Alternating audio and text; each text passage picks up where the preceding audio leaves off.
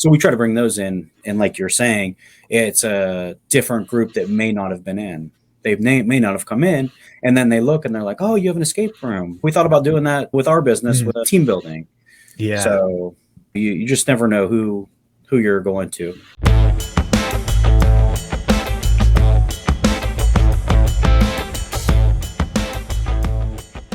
Awesome. Well, thank you so much for coming on today, Bobby. I'm looking forward to this conversation. This is going to be a good one. For the people who have not had the pleasure of meeting you, tell us a little bit about who you are and the center you're with.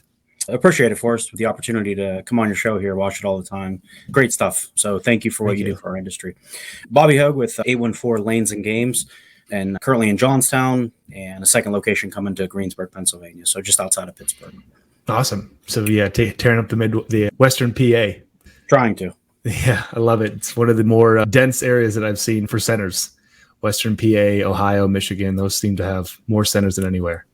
Yeah, it definitely a bowling state for sure. Yeah, exactly. And what do you think that is, just like factories and stuff that were there before? Heavy factory which transited to leagues, or why do you think it's so heavy there? Yeah, from my understanding, it used to be basically a double shift in at night, and then some of the overnight, the third shift workers would come in and actually have a bowling league in the morning when they got on. Yeah. So yeah, all the steel mills in this area, and definitely the winters as well. Something to do over the winter since we don't get too much summer here. Right. Yeah. Yeah, I got to have some stuff to do. Okay. Well, so walk us through a little bit, maybe your journey into the industry, maybe how you got started with your center, or if there's history even before that. I'd love to hear a little bit how you got started in bowling. Yeah, absolutely. So we actually started with in the inflatable industry. So I got into the family entertainment with some inflatable rentals and was doing that with the ultimate goal to open a family entertainment center. So we started with a small 7,500 square foot center with some inflatables and arcade. And on our journey to expand that, we came across the Richland Lanes that was for sale. So an owner that was ready to retire and wanted somebody to take over that was going to continue bowling in our town. And so we started looking at that and developed a plan, got a team together and put that together, and took a 40-lane center down to a 24-lane center and converted it over to a family entertainment center by adding arcade, laser tag, escape rooms, full restaurant and bar. Oh, wow. Yeah. So it's a big endeavor. Yeah, definitely it was. And that's the 814 Lanes and Games that you're talking about? Right. Yeah. Correct, yeah. Okay, so, and then you're also working on another one, it sounds like. Yeah. So we've been doing very well with that one. The community supported us so greatly. And so we had been looking to expand closer to Pittsburgh in the Greensburg area prior to purchasing the center up there. So went back out into that area, and the building we had previously looked at was still for sale. So we purchased that, and we're in full construction mode right now with that, in anticipation of opening in October. Very exciting. So I'd love to take one step back and talk a little bit more about your first center, about maybe purchasing that, because coming from outside of the industry, tell me a little bit about that experience, maybe as much as you want to share about structuring the deal and how you made that first jump, because going from inflatables is one thing, but to this full center with 40 lanes and all the build out with it, it's something that, isn't exactly easy and takes a little bit of a leap of faith. Yeah, definitely. So we were looking to expand and bring on some different attractions with what we had, and come from a bowling background. So our parents had always bowled. My brother and I bowled all through school. So we were avid bowlers. We had joked around, talked about owning a bowling center when we were younger. And so when that opportunity, we were actually looking at an old Toys R Us building. Okay. And our real estate agent said, hey, you got to take a look at the bowling alley. The owner is really ready to sell. So we went over, took a look at it and talked to him, looked at the numbers and did a feasibility study and started putting some stuff together. And we're like, oh, we can really make this happen. Yeah. And then with figuring out the financial, bringing on some investors and partners to help with that, and just went from there. And then we started the design and started working with all of our attraction partners and everything, and getting everything lined up. And it was definitely an experience for sure, going from a smaller center where we're leasing to purchasing the building, and and all of the obstacles that came along with that, and learning about a liquor license, learning about the restaurant part of it, and a lot of interesting things, new experiences there. Yeah. No, what's your mindset going into something like that, or like through that progression? Is you're something like, hey, we're going to figure it out, or is it a little bit nerve wracking? Or walk me through a little bit about what it's like to be in that position. It's definitely a combination of both. It's obviously a lot of stress because you anticipate some things not going as planned, and that's the way it's going to be with life, is that you're going to have those challenges that you have to overcome. But I believe that we have the mentality that we're just going to get it done no matter what it takes. And it was a lot of long hours, and it was a lot of construction, helping the construction crews and building walls and insulating walls, painting, and all of the things, to whatever we had to do to get it done so that we could open, because you have all of that cash flow going out and you're just so anxious and so eager to get it coming back in. Yeah. That's the stressful part. And the same thing here. It's like, we're doing this one now, and it's like, you see all the bills going out and you're like, oh man, it'll be nice when we can open the doors and get some of the guests back in there and get the community, because the community's excited about it. So, right. Yeah. At the end of the day, that's the anticipation. And that's what it's all about. Getting that cash flow back in and releasing some of that stress. Yeah. So then you're almost looking forward to those stresses of the customers, because at least they're paying, right? Correct. That's a little bit different stress than the building phase, and making sure that the project is moving along and that everything times out, and working with your contractor and working with especially in our industry, when you're building something like this and the contractors is building everything out, but then we are saying, hey, we have a crew for this, we have a crew for that, we have a crew so we have a bowling crew, a laser tag crew, an escape room crew, all these different attractions that are coming in to fill the space that they're building. So, hey, you need to have this and this done, and you're giving them the checklists and making sure they're done for when they're coming in. So it's definitely a juggling act, and sometimes it can be high stressed. Right, drop a ball here or there. Yeah, sometimes you drop a ball and it rolls for a while. Right. So try to minimize the number of drops you have. Right, exactly. And so, speaking of that, what does that look like from the first center to the second one now? How do those two compare? Is it much easier? It's a bigger build out, or just walk me through the difference of the two? Yeah, so it's definitely a different experience. So the first one, we purchased an existing center, and we basically remodeled the entire thing, but we had the bowling in place. And there was a restaurant, a pizza place there. So there was a footprint of a restaurant. As to where this project, we bought an old empty grocery store. Okay. So build out everything. So there's nothing. It was basically just an empty shell. So we had to put everything in, everything brand new, from the HVAC, electrical, plumbing, the sewers, everything is brand new in this one. So it's definitely a different experience taking over and remodeling versus doing a full build out. Right. Yeah. So, a lot bigger. So then, is that something again where you take on partners for capital and stuff, just because it's such a bigger endeavor? We were able to actually keep the same partners, and we reinvested what we were making at the Johnstown location. Okay. And so we didn't have to take on any additional partners or anything for this project. Yeah. Okay. And you bought this building, or this is a triple net? No, we actually bought this building as well. Okay. Wow. So we feel that it's better to be your own landlord. Yeah. And then we have the real estate as collateral. Yeah. With the loans and on the project, it's always better. I've heard some stories about people being in their building for a long time, and then all of a sudden the landlord sells it. And we invest millions of dollars in these attractions and all the upgrades and things like that, and didn't ever want that to happen. So it seems to be.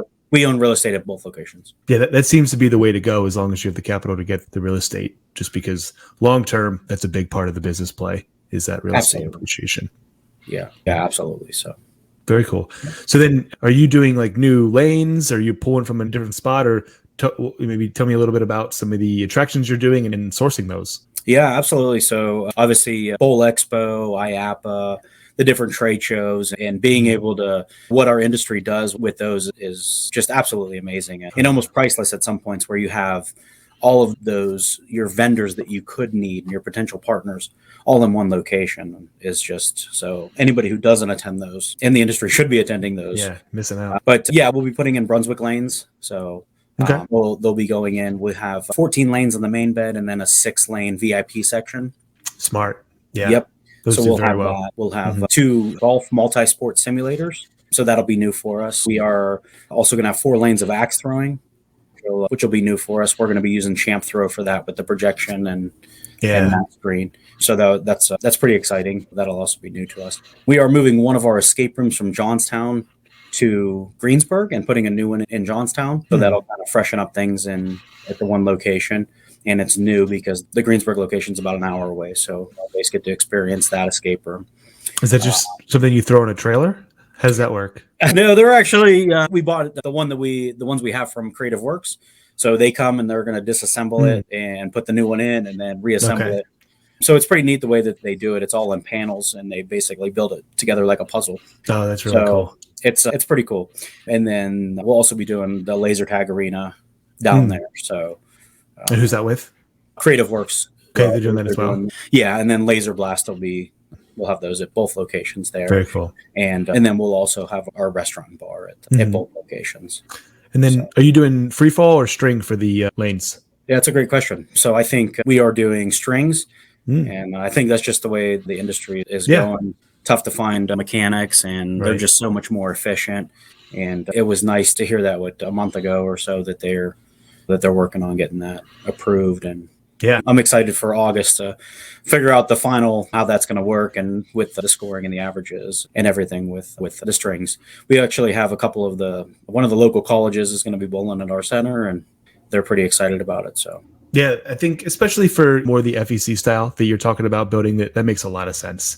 Unless you're league heavy and you're replacing lanes, then it makes sense if you're going new and FEC. I think that makes a lot of sense. Yeah, absolutely. Yeah, if we were building just a traditional center, then it probably would have been free fall. And we do have free fall in Johnstown, and it is a very heavy league base there. Exactly. Even though it is an FEC, we still do have leagues there 7 days a week. And so that when that time comes, we probably will replace those with free fall. With a newer free fall. We have A2s in there now, so those things are indestructible. 60-some-year-old workhorses. Yeah, they're indestructible.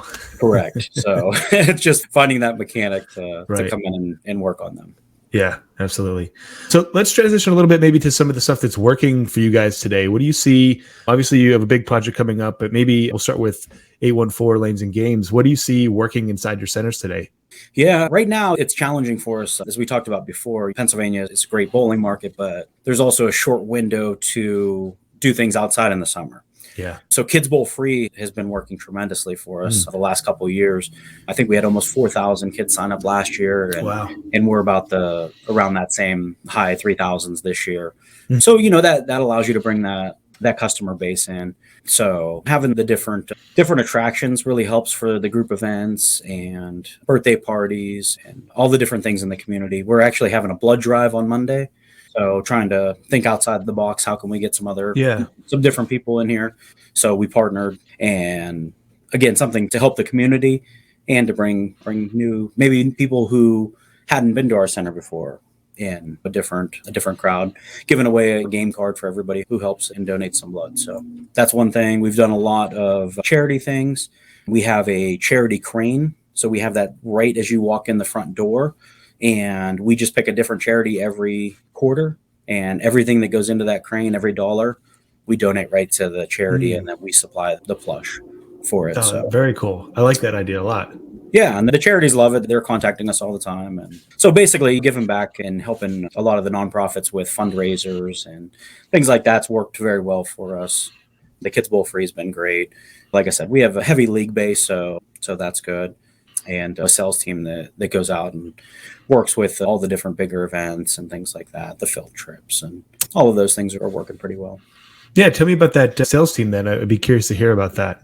Yeah, so we have like a birthday party coordinator, and then we have an outside salesperson, and we have a couple other people that are basically calling previous guests and who have set up events and parties and things like that, contacting schools, contacting daycares, going out to businesses, basically any different group. We do a lot of tours with the Boy Scouts and Girl Scouts where we bring them in. Some of the schools with the STEM programs works really well because we can offer a tour behind the scenes. They can kind of see how that works, along with bowling some games, having some drinks, some different things like that. So yeah, but I think it's important to keep that group business, to having a great team. Oh yeah, working just on that. Yeah, absolutely. I'm really curious to hear maybe some of the details of how you run that, because we're starting to offer that as a service for some people, because the group events just seem to really be on a tear, whether it's the teams or the nonprofit fundraisers or the birthday parties. It seems to be a great way for business, and that it is a dual marketing effect, because if you have an event, you bring a lot of people in who maybe haven't been in a long time or ever, and it kind of self reinforces. Yeah, absolutely. We see that a lot with our fundraisers. So we have this will be the second year for it coming up. And last year they booked 30 teams for a fundraiser. So we had 2 shifts. And this year they're projecting to have 48 teams. So 2 full shifts of selling lane sponsorship. And then we allow them to come in and do a basket party. And then they do 50-50 and they do that. Very successful, helping them raise a good bit of money for whatever organization it is. So we try to bring those in. And like you're saying, it's a different group that may not have been in. They may not have come in, and then they look and they're like, oh, you have an escape room. We thought about doing that with our business with team building. So you just never know who you're going to. A lot of our outside salesperson and either myself or my brother or somebody from our team are going to different networking events. So part of 2 different chambers and a couple other networking groups. We actually host a networking group at our business on every Wednesday. And then we have another one that's a local one that they'll come in once or twice a year. And it's more of a quarterly or monthly. I think they do monthly. And just going making those connections. Went to a larger networking through another business association, and just talking to everybody and letting them know what you do and how you can help them, whether that be nonprofits or businesses looking to. Team building is great for motivation for anybody, as we know. Yeah, especially when it comes to more virtual based teams. I find that it becomes even more prescient that they have a spot where they can get together, and because if you're not in the office together, you don't have a lot of those opportunities to build the camaraderie. And a spot like yours is like the perfect opportunity for them to do that. Yeah, absolutely. Who wouldn't want to have fun? We have a few different schools that bring their teachers out at the end of the year, after all the testing, and as the year winds down, or as soon as the school year finishes up. It's kind of a way to reward them, but also to build that team up. So we've kind of taken that and gone to other schools and say, hey, have you thought about doing this? And some people haven't thought about doing it, and you have to show them, hey, there's other people that are doing this, and they're having a good time, and they're having a lot of success doing it. Yeah, I think that sometimes is like half the battle, right? It's just suggesting that this exists and going out and saying, hey, here's this package. You don't have to do all this planning, because that's, if you're HR, you got a lot of work. It's one more thing to have to plan these parties. If you say, here's this thing that lots of people are doing, they like it, all you have to do is check these boxes. Do you want food, or how much do you want to pay per head, per person, whatever? And then you can make that easy for them. And just the fact knowing that it exists is planting the seed is half the battle, I find. Because like you said, who doesn't want to have fun? Absolutely. Some people will, especially when you have that family entertainment center in your name, they will think that, oh, that's just a place for kids. Oh, it's just for kids. But when we're building centers for adults, we're putting things large in there. Kids. And everybody's a kid at heart, right? Exactly. In some form or another. So we have people that are kids that are 3 years old bowling, and we have people in their 80s and 90s bowling. Right. And it's the number one participation sport in the country, right? Yep, 70 million a year. So anybody can do it, and you don't have to be good to have fun. And a lot of people realize that, but some people don't necessarily think of that. And some companies or some groups or teams, you mentioned teams, we do a lot of the travel teams now are huge. And but similar to what you're saying about being virtual, they get together for practices here and there, but they're from multiple different schools. So they come together just for games or for practices. So we've been really pushing to contact all those travel teams and say, hey, why don't you do a team building event here? Yeah. Again, of the year. Play laser tag, or you can do an escape room. And the escape rooms are great because you really have to work together to get to solve them, to get out. Especially one of the rooms that we have is you can't get out without the other team. So you don't have a choice but to work together. If you're going to. I like that. Yeah, talk about a great team building event. I want to talk a little bit more about that. But first, before I forget, tell me a little bit about this outside sales team, maybe how it's set up. Is there like a commission structure, or a quota, or like how do you incentivize these guys to perform, or girls? Yeah, we're still trying to figure that out. So the way we have it set up now is we have a base plus commission. So, and then we have basically when you hit certain numbers, then the commission percentage goes up. So the more you sell, the more, your percentage on your commission goes up. Okay. So that's the way we have it set up now. We actually might be tweaking it a little bit for like as we're learning, but with that, there's the expectation that you're booking X amount of events per month. Right. So we want to make sure that we're getting events in there, and that I have a meeting with them. We actually have another meeting next week, but it's like, hey, these are the things that we need to be booking now, and these are the things that we need to be focusing on. So we have a calendar, and we've worked with Trainertainment. Okay. With Beth and her team. Yeah, Beth's a rock star. To put that together, that now it's July, so we need to be looking at this. It's August now, we need to be looking at that. So how about these groups? And trying to make sure that we're focusing on all those different groups so that we can maximize the group and event business, because those are your big money makers. Yeah. Yeah, I find that especially on the corporate side, they're a lot less price sensitive. So you can end up having a much healthier margin on those versus mother trying to book a birthday party for her son is going to be a little bit more sensitive to the price on that. Absolutely. Yeah. The margins are definitely tighter on the birthday parties. Right. And you're hoping that they have fun, and then they'll come in as a guest another time. Right. And they'll want to keep coming back. And then, so that's a tough one to figure out. So I'd be interested if anybody else has a rock solid plan for that, because it's been one that we've kind of gone up and down on. We have some really great months, and then we have some months where it's like, okay, what can we do better next year to make sure that we're on top of that? So I'm planning to bring on someone who does the event sales for a really large center to talk about maybe how some of that is structured. But I'm curious, do you have them sell the whole thing, or are they setting an appointment for you, or is there a handoff in there, or is there a certain size where you take over, or what is that part of it? So anytime where it gets up, where it's going to be like maybe a buyout of the whole center, or a few hundred people, where we have to start looking at, okay, do we have to ask a league not to come a day, or open later, close later? Then I try to get involved in that. But I have a great team, so they mainly handle all that. Our salesperson is going to get they're going to go out there, they're going to get the majority of the stuff, and then they turn over the details to the in-house events team that kind of make sure that everything's in there, make sure all the day of stuff is ready to go, and that nothing is missed if they add extra food, if they need special requirements, whatever they might need, if they need tables and chairs set up, if they need whatever they're going to need in addition to what we normally have ready to go, that all that stuff's taken care of. We try to have as much ready to go as possible using some Google Docs and things like that we can send out to them. And then that comes back to us, especially on some of the fundraisers and some of the things where we can put those in as a league and then send those out to the lanes, so that when they come in, or we do a lot of field trips in April, May. So when they come in, okay, you just say, okay, this group is here, this group is here, this group is here. It makes it the day of flow so much better.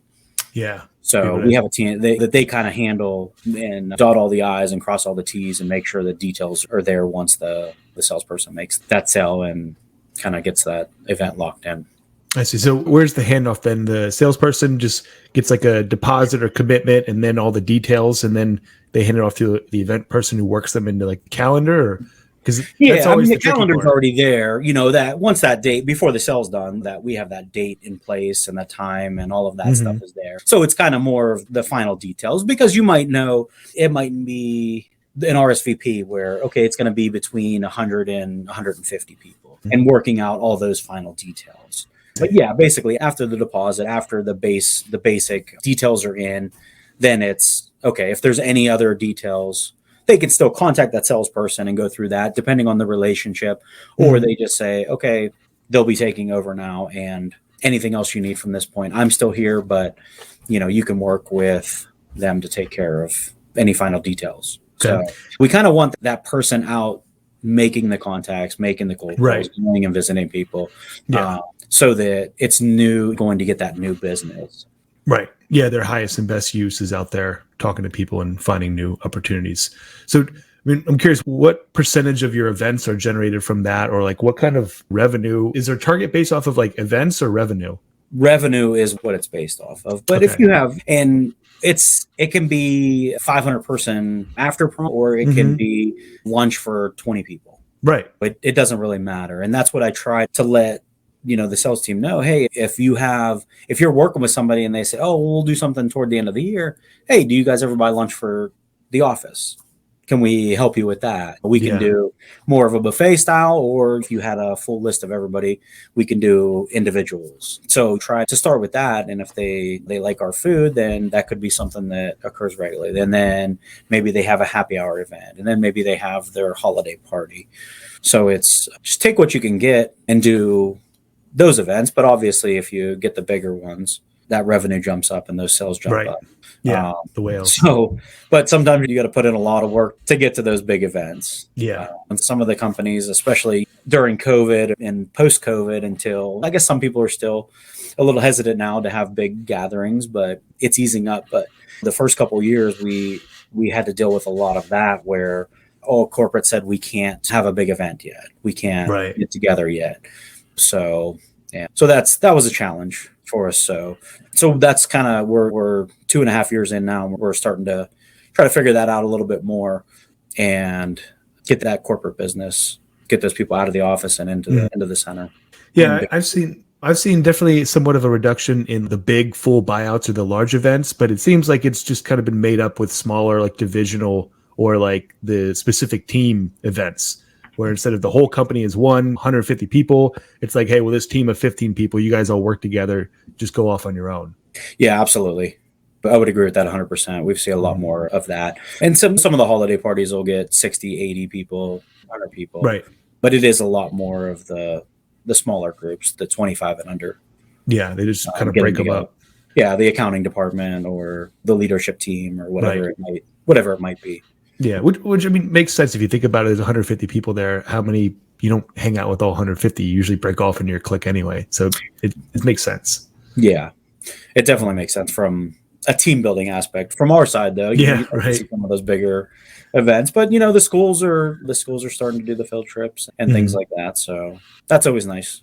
Yeah, when they come in. I want to touch on the escape rooms one more time as far as like the team building. Is that something you use in your sales pitch or your salesperson uses to say, hey, here's something that's like totally catered towards team building? Or how does that play a role into the way you guys book and promote the events? Yeah, absolutely. 100%. Because it is one of, I'm sure you've played escape rooms. It's definitely a team building thing, and you're encouraged to work together. And like I said, our one room cell block E, you pretty much have to work together in order to get out. Yeah. Just the way that the room is set up and designed, you're not getting out without the other group. Yeah. So it's just, most people don't think, some people do think of it, but a lot of people don't. And again, I hate to keep saying it, but it goes back to letting them know that, hey, this is out there and you can do this and it will help your team. It'll bring you together. It's something fun. It's not bringing in a speaker and listening to a training or something. It's fun where you can have a good time. You can combine it. We have a lot of groups that combine it with lunch. We have a big convenience store that has tons of locations in our area. And all of the stores, like I think we've had at least 10, 12 of the stores bring groups in. And they'll bring 10 to 12 people, 10 to 15 people. They'll come up into a couple different groups and they'll have lunch and they'll play the escape room, and then they'll flop and the other group will have lunch and the other group will play the escape room, and they try to see who can get out the quickest and make it a competition. We had one of the schools, they kind of made it a Olympic style thing where like the escape room was one thing, your bowling score was another thing. Okay. And then like a couple of the games in the arcade were all counted for a score and they added them all up, and they did bring out the competitiveness of people. Yeah, that's a great idea. Is that something that you try to create as a package for people? Like, do you have some standardized packages of here's like all the events or activities together? We did kind of try to steal that idea, and we do share that with a lot of other groups and say, this is what they did. We could help you put that together. Yeah. If you guys want to do something similar to this. So we've done it a couple times, and it's neat. I think like it was like skee ball, like hoop fever, basketball, bowling, and they just put everything all together. So that was neat. And then the following year they come back and do the same thing. Yeah, they want to win if they didn't win last time. Yep. How much of your events are like totally custom, like created events versus like one's just like, hey, here's the standard event option? So we try to have like a base package. So we Right. have like a base package that'll include food and then bowling and a game card. And then the laser tag, the escape room, the other stuff can be add-ons. So we Okay. try to have those base packages. We had tried, when we first opened, of having like set packages. And what we found was, I don't know if they weren't the right package or everybody wanted something a little bit different. So we ended up tweaking them and customizing them. So we thought, okay, let's just go with the base package that includes one of the big group food options, and we can just customize it from there by adding the attractions to it. So when we meet with a potential guest group, we'll have like a qualifying sheet and kind of find out, go down through, okay, how big is your group? How many people? What do you guys want to do? What's your budget? What are you looking for? And then that way we can kind of design it to meet their needs and everything that they want versus us saying, this is what you have to do it this way. This is what you have to do. Nobody wants that. It needs to be all about your guest and the group. Maybe they have a specific goal in mind for their event. And we have some groups that come in and they do like a training in the morning and they use our event rooms. And then then they'll have fun in the afternoon. So it's like a combination of a meeting and fun team building. Right. With lunch in the middle. We found that base package and then adding on according to their budget and what they want be the best way and what has worked best to meet the needs of every group. Yeah, and it's still relatively simple. I mean, that's always the trade-off, right? Is if you make it too custom all the time, it gets too complex for operations or even the salesperson. But the way you have it sounds like it's still pretty simple. It is. And it's, if they say, hey, we want an unlimited game card, okay, you could throw the unlimited game card in there, and then you just add that price per person in. And you keep everything a price per person. That way they know. And then we kind of have it set up to where it's tiered. If you go over 100, then, the price changes. If it's over 200, then the price changes. But if you have 25, then it's down here. But so I guess it not overly complicated, but it's still kind of set up to where the bigger groups get the lower pricing. And it almost reminds me of what I think is the convenience store you're referring to, of how you order it and then you have add-ons on the touch screen as you build your sandwich. Yep, that's kind of exactly, very similar. Yeah, it's kind of exactly what it is. And they, with everything that they know that, okay, we can add laser tag for an extra $5 a person. We can add an escape room, but it's going to cost this much. So I think that is helpful to somebody who is planning the event and to make it easier. Okay, that would be fun, but maybe not everybody's going to do this, so we need X amount of these. And we do a lot with the groups that also are paying for some of the stuff. So we have a lot of groups that say, we're going to pay for pizza, drinks, and an hour of bowling. So what we'll do then is we will send them something and say, okay, if anybody wants to play laser tag, if anybody wants to buy a game card, if anybody wants to play Hologate, if anybody wants to do an escape room, these are the prices, and you can RSVP ahead of time. That way we could have everything prepared, and then they can just bring the money and they'll come to the front desk. I see. And say, okay, I got one of the laser tag cards. Yeah. So again, that day of makes it go smoother versus trying to, and that's also increased sales at events, because if they know ahead of time, especially what we've seen with field trips, we let them know that, hey, we do have, you can buy additional game cards, you can play laser tag, you can get a pucker powder, you can get a slushie, you can get whatever, and this is the pricing. Yeah. Send extra with the kids, or exactly. So for football organizations, or we've done football, band, softball, whatever it might be, for that end of the year party or a field trip, we also have this. Or if it's a company event, we're going to have these available at this. Right. We have the Marines that come in every year, and they love playing laser tag.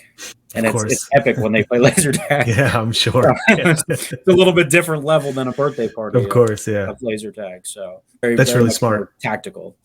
So letting them know ahead of time that we do have these additional attractions available for this price with your group. That way the company might not be paying for it, or the group or the organization might not be paying for it, but you can still capture those sales the day of by doing it. Yeah, you plant that seed of, hey, this is available, bring money if you want it. Correct. That's smart. Yeah. So we try to do that definitely as much as we can. Yeah, I like that a lot. That's a key takeaway. Yeah. One of the other things that you had asked, and my brain's been spinning here. One of the things that we do with our event rooms during the weeknights, we partnered with an art teacher who does basically the painting, like leads a group painting event. Okay. And we'll pre-sell those, and we will typically get 30 spots. I think she can handle 30. And we use that in one of our event rooms, and it generates a lot of food and beverage sales. And we make a couple dollars off of enough to cover the room rental, but it's just a great addition. And we don't have one in our community, like a painting with a twist or something like that. Yeah. So it's somewhere where they can come in and do that. And it also captures another guest who may not come for bowling or laser tag or an arcade, but somebody wants to come in with a group of their coworkers or friends. Yeah. Do the painting. Add some traffic at least. It gets people in. Definitely gets people in the door, and you're not using those party rooms typically on a Wednesday night or a Thursday night or every Wednesday or Thursday night. You have some birthday parties, but your slower nights during the week, you might as well use all of your space for something. Right. So yeah, I like that. Event rooms we have, typically it's 2 event rooms, and they use that space, and it generates another $500 in food and beverage sales for that event. That you wouldn't have otherwise. That you wouldn't have had, and it brings somebody else in, and they see something and they're like, "Oh, my grandson would like this," or we can come over and play an escape room, or we can. I didn't realize you had this. Yeah, or even like if they're just telling someone, "Oh, I went over here and they had this, and I didn't know they had all these other things," and they tell that person, and then it's just that's how it spreads. Yeah, absolutely. So definitely use anybody who has those. You can get together with somebody who does that, a paint instructor, and all we did was reach out to her. And we actually had one on Wednesday night, and she's like, "It's been 2 years," and I was like, "You still like it?" And she's like, "Yeah." I was like, "Great, us too." I said, "It brings so," and it's something like I said, we don't have one of those places in our community, so it works nicely for that, and it gives the community something else to do. And it helps our servers, generates some extra revenue and tips on those nights. And you're making use of your square footage that would just be sitting empty if not. Yeah, win all around. Correct. I like that. Okay, anything else that's working for you guys these days you think that would be worth sharing? Man, I think those are some of the big things. That the happy hours on the arcade games, that definitely brings a group of people in more frequently. So we're in the process of putting together a membership program. So we'll be trying to roll that out soon and be able to offer more benefits with that, some more half price nights and some different things. Buy one, get ones. We do buy one, get one laser tag. We do a college night when they're back in town. The Rockin' Bulls. Yeah, I'm sure a lot of the same stuff that most people do. Standard stuff. I like that subscription, though. I've talked to a couple people who are trying to get something like that going. It seems like there's some opportunity there for that. We've had a lot of people ask us about it, a lot of the regulars who come in to bowl, about doing a membership. And it's trying to figure out how you can do it and how you can track it. And without cannibalizing. That's the problem, right? Correct. Yeah. I mean, they're already coming in. Would they come in more, or would it attract more people in if you had it? Or are you just cutting the price for those particular people that are going to come in and are coming in anyway? And you want to show your existing guests that are coming in all the time loyalty, but also you want to make sure that you're going to bring in new guests when you do a program like this. So we've been trying to work with that. And also trying to start more in the youth program. So starting high school bowling in our area, which we don't have. Oh, really? Yeah, we're trying to work on that. I talked to one of the superintendents the other day from one of the schools. And it seems to be on the rise in a lot of other areas. It's really kind of taken off. Yeah, we started joined the Pittsburgh Youth Travel League this past season, and most of the schools out in the Pittsburgh area have bowling in the schools, but the Johnstown area doesn't have that. So I'm trying to help some of our local youth bowlers go to their athletic directors and kind of put that in place to do that. Right. Yeah, it makes a lot of sense to get them out of off the screens and doing something active, right? Yeah, that's what it was funny because they said, "Oh yeah, we just added an esports team." I was like, it's huge. You can't deny it. Yeah, you can't deny it. Exactly. If you could do that, you can probably add a bowling team as well. So might as well, right? Yeah. Right. So, I mean, it's definitely a team effort on the industry to continue that especially with the youth to forward our industry. So right. try to do our part. Yeah, exactly. And that's your future, right? Correct. Very cool. So I know we're coming up to the top of the hour here. I want to be respectful of your time. I appreciate you spending some time here. This has been really valuable and insightful. Last thing we like to finish with is maybe a little bit about where you see things going. Obviously for you, that's going to be opening up a second center. But what do you see happening over the next maybe 12 to 18 months in the industry, and maybe for you as well? Yeah, I think obviously we have that new center, so a lot of our time is going to be focused on that. But as we just touched on, the youth bowling, I think, is really going to be a big focus for us because it is the future, and trying to continue to focus on building the youth programs that aren't there to help the community with that and to help those kids. And when they grow up and they really like bowling, that'll create long-term guests for us. Right. So we definitely want to keep that on the focus, and bowling seems to be everywhere. You're watching on TV and you see commercials, and more all over the place. You're seeing bowling on TV shows and on commercials and all of that. So it's definitely having a moment. It is, and it's great. So hopefully that momentum will continue, and providing nice, clean, fun, safe centers for people to, when they see that commercial, they're like, oh, we have been bowling for a while, for them for somewhere for them to go. So right. Again, doing our part to keep the industry moving forward. Yeah, that's probably the main thesis around our whole service, is just getting the word out there and getting people think, oh, well, I should go in and check that out, or that looks fun, or we haven't been there in a while, and getting enough reach, hitting that and showing people with like video and making it look fun is what we found to be the best to just get people to come in. It's just kind of showing them, here's what you're missing. Yeah, absolutely. Definitely with the marketing and things like that, the videos are powerful. So showing them live action video or pictures or things like that, and they're like, oh, I'm missing out on that fun. Yeah, exactly. Do that this weekend. Yeah, do you guys do much video over there? We definitely need to do a better job of that. It can be tough. It can be when you're trying to balance everything, and it's definitely a challenge. So I think we can always do a better job of everything. Sure. You try to balance everything that you possibly can and wear all the hats, and going back and fixing a belt on a machine, or writing out checks, and just handling everything that we handle on a day-to-day basis. And it's not always top of mind, but takes precedence. It needs to, yeah. I mean, like the lane's down, that takes precedence over like a video. Exactly, over sending out a video and marketing. But it's also it has its importance that can draw customers in, and that can keep your business moving forward and keep you going. So it's just the balancing act that you got to keep it all going with. And it's tough when you're working on a new project, and a lot of your time's going to that, and making sure that's going to hit on time, and everything's going to be in place, and you're not going to miss anything for that, so that can be smooth opening and transition. So definitely a challenge, but right. Well, like you said, particularly important right now with no cash flow coming in, everything's going out versus in. You got to focus on it to make sure it gets done on time, and you can keep the runway. Yeah, absolutely. But you got to keep the existing center rolling and keep that going. So you build a great team and have a lot of trust in your team that they're going to take care of things when you're not there. And fortunately, we've been able to do that, and they've kept everything going. And it's great to be able to have a team like that where you can step away and focus on a new project and not miss a beat. Yeah, maybe we can get together on another one of these calls. I'd love to hear how you built the team, because that's really what it all comes down to, right? And some people do have more difficulty than others on it. But is there anything else you see coming down the pipeline? Do you want to share? I can't think of anything off the top of my head. Not a problem at all. This is, like I said, been really insightful. I've really enjoyed it. And like I said, appreciate you taking the time here to share some of your experiences. Yeah, definitely. Thank you. Thank you for what you do for our industry. And I look forward to seeing more of your videos. Yeah, absolutely. Is there anywhere that you want people to reach out, or if they have questions or they want to know more about your center, where you want to send them? They can check out our website, or I don't know if I put my email out there, bobby@814lanesandgames.com. Give us a call, look up my email, check out our website.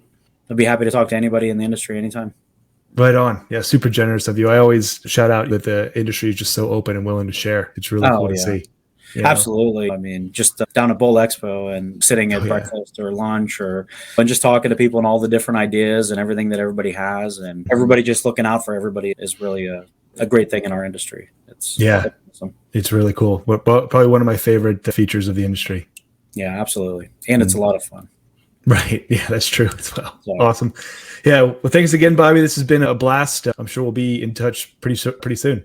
Okay. Sounds good. Thanks, Forrest. All right. Thanks. Have a great day.